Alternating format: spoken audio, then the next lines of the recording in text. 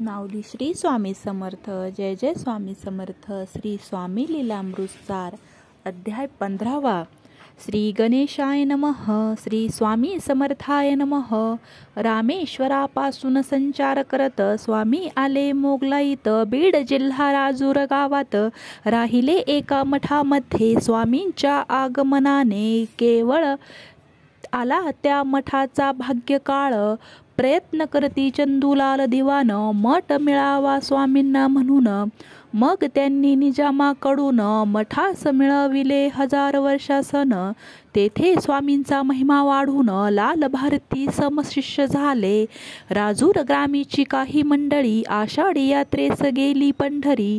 इच्छा त्यांच्या मनातली एकादशीस विठ्ठल दर्शन घ्यावे. त्याच वेळी भीमेचे येई पूर.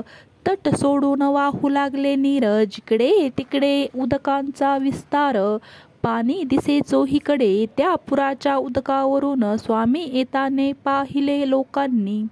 ओळखले राजूर ग्रामस्थांनी. हेच आपुले पुरुषोत्तम स्वामी महाराज पाण्यावरून. आले चालत खडावा घालून. परी खडावांनाही न आला ओलावा जलाचा. जन म्हणती राजूर ग्रामातले स्वामीन येथून कुठे गेले. पंडी पंढरीस जाऊन आलेले.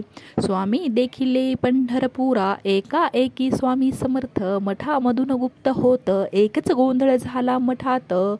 जो तो शोधी स्वामींना. राजूरातून स्वामी जाता वर्षासन रद्द होई तत्वता.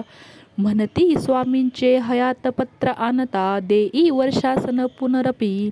सर्वत्र करता तपास. समजले स्वामी असती अक्कलकोटास. असे चोळप्पा घरी निवास. राजूर मंडळ पातले. स्वामी सन्मुख लाल भारती ठाकला.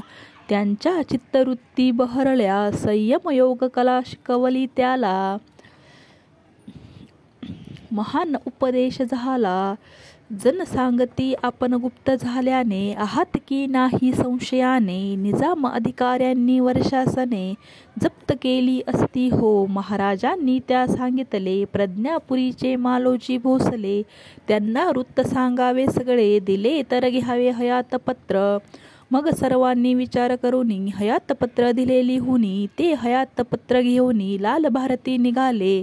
येऊनिया हैदराबादेस हयात पत्र दाखवती अधिकाऱ्यास. पुराव्याचे कागद मिळताच उत्पन्न चालू लागले मठाचे. इति श्री स्वामी लीलामृतातील राजूर मठाच्या उत्पन्नाचा 15वा अध्याय संपूर्ण. झालेली सेवा सद्गुरु स्वामी समर्थांच्या चरणी समर्पित करते. अवधूत चिंतन श्री गुरुदेव दत्त. श्री स्वामी समर्थ. श्री स्वामी समर्थ. भक्तो, चॅनलवर जर नवीन असाल तर चॅनल सबस्क्राईब करायला विसरू नका. धन्यवाद. श्री स्वामी समर्थ.